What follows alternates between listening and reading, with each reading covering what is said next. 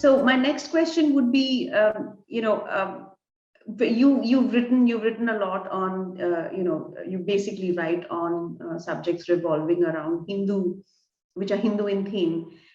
So have you faced any challenges with respect to, say, where it comes to readers, or finding acceptability, or let's say even finding a publisher?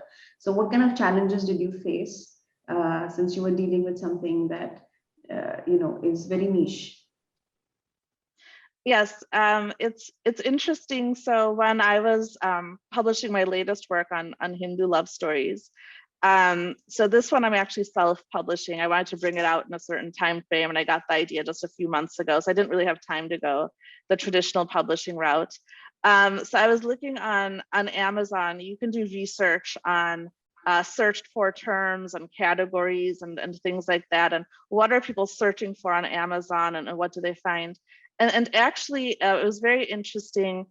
So there's very few, or it's like searches on Hinduism or Hindu-related matters. And when they are, like Doniger is still in a top spot and things like that. So seemingly there's a very small market, let's say in the West for this. In India, I think there's still some more interest. I think actually you see a lot of interest, especially in the Mahabharata and things like that. There is still that interest. But one of the things that I've learned through writing is we may write about something that is Hindu or Indian, or let's say it's about the Mahabharata. But ultimately it relates to something that is universal of the human condition of humanity. And I think our job as writers is to take something that may be very narrow or niche, but find what's the universal meaning behind it. So for example, when I wrote about Gandhari, I had written about her pregnancy and her very difficult pregnancy.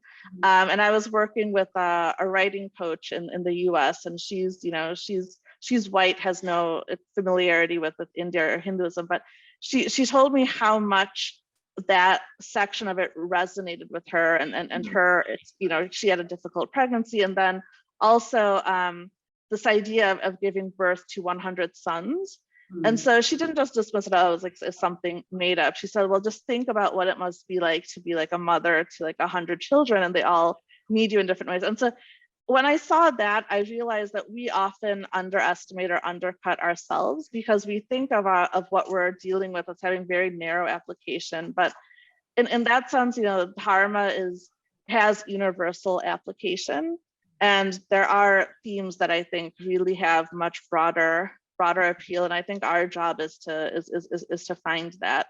And part of it is having that confidence in ourselves. So I think others, when they're celebrating their cultures or their religious traditions, they very much have that passion that, yes, this should be shared with the world.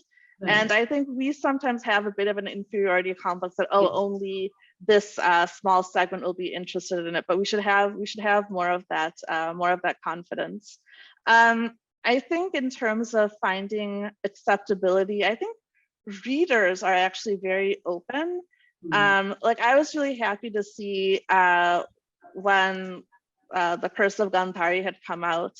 I had done like a book tour in India, and had met with university students, and just seeing the questions they had, their engagement, not with my book so much, but with the Mahabharata as a whole, and this intellectual curiosity, that's great to see. So I think there's a lot of openness there. It's sometimes when you come to the middlemen in terms of traditional publishers, they have to deal with things like, how do you refer to devas and devis? So, for example, capitalizing, if you use the word gods or deva or devi or things like that, those kinds of things, how they react to like overtly Hindu messaging and things like that.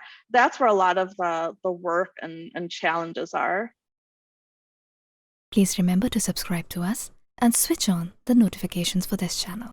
For our other social media links, more content, and to support our work, please visit citti.net. Dhanyavad. Namaskar.